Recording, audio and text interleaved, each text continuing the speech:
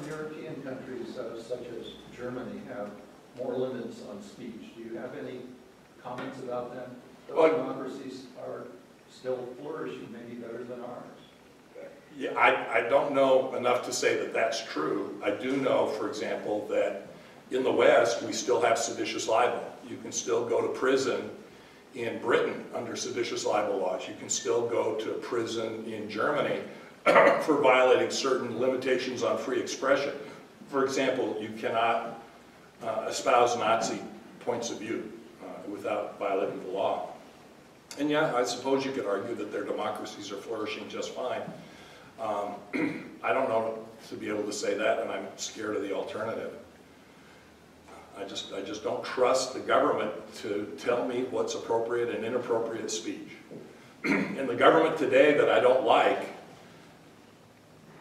especially, but those folks don't want me telling them what's appropriate if my side's ever in charge. 50% of our friends and neighbors out there look at this from a different point of view. You kind of have to respect that, even if you think that what they believe is wrong. You got to at least give them the right to say it, I think.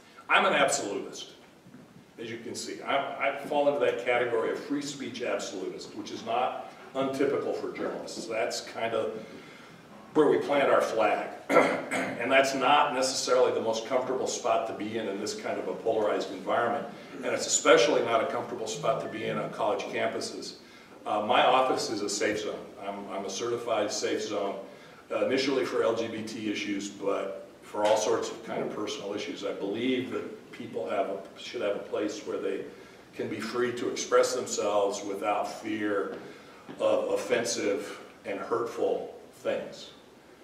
But I don't think you can declare a whole campus a safe zone, immune from ideas that the current political wind says are not appropriate. I just don't think you can do that. And I know that makes me kind of on the outside looking in. I just want to mention something. I read this a while ago from Van Jones, just when the whole thing in campuses was going around, it came out in the Atlantic. It really stuck with me, and I remember a professor at WSU actually posted this, that article from the Atlantic, and it's, as Van Jones put in response to a question by David Axelrod about how progressive students should react to ideologically offensive speakers on campus. I don't want you to be safe ideologically. I don't want you to be safe emotionally. I want you to be strong. That's different. I'm not going to paint the jungle for you. Put on some boots and learn how to deal with adversity. I'm not going to take all the weights out of the gym. That's the whole point of the gym. This is the gym.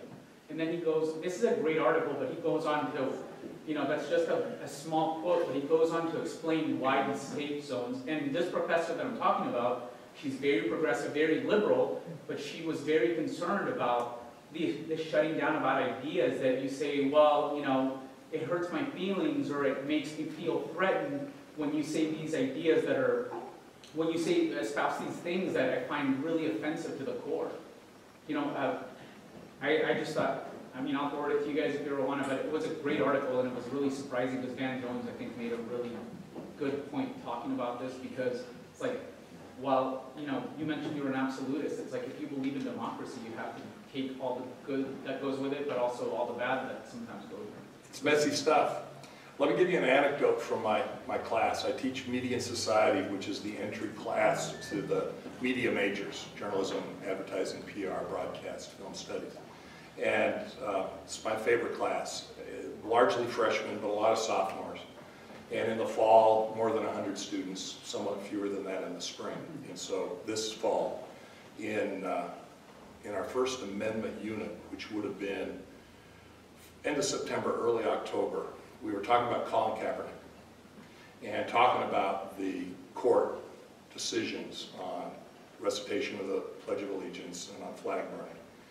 And one student, young woman, in one of the front rows, said that in her view, refusing to stand for the national anthem is shameful, it's unpatriotic, and we ought not to stand for it. Something needs to be done.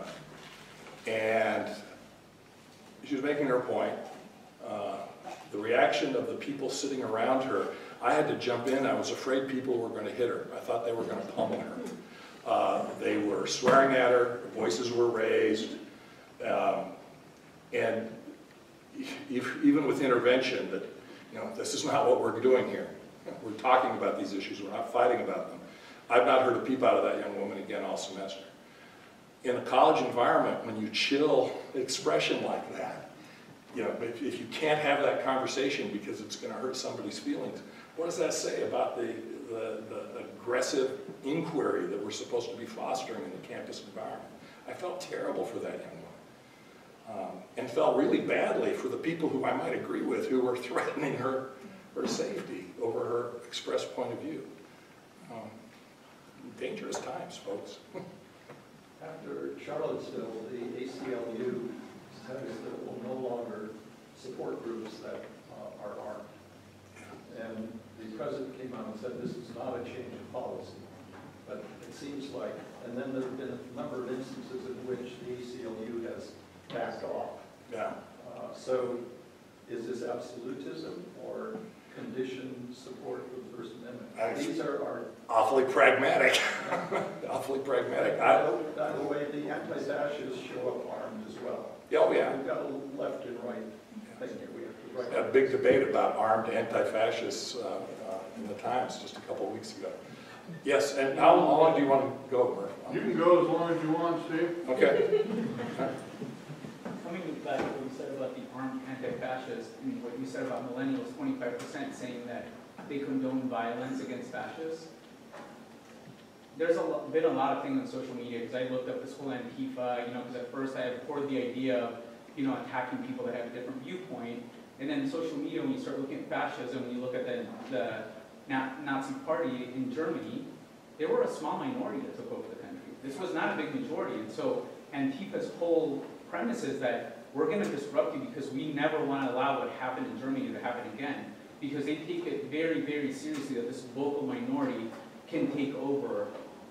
You know, like they can make an outsized difference, and so they're disrupting. And I'm not saying whether I condone it or not, but you know, that's the premise that they're saying. That if you let them organize, they're going to build up steam like they did in Nazi Germany. And all of a sudden, you have all these peace-loving Germans, Jews that probably didn't take them as seriously as they were, you know, and didn't take it, and then you have a hell break loose all over Western Europe. Possible. Yeah, I mean, that's the premise, you know, that's the flip side. I just wanted to bring up that point because I thought it was horrible at first, and then I look at it and...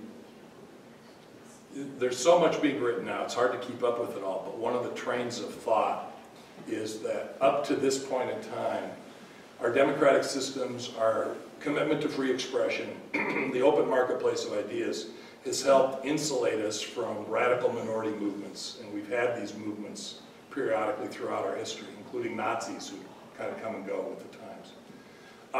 But there's a lot of concern that in this present polarized environment where we've shredded away some of that insulation and that it raises the potential for minority movements to gain the kind of steam you're talking about. But I still think the violence is ridiculous. It's insane. That ain't gonna work.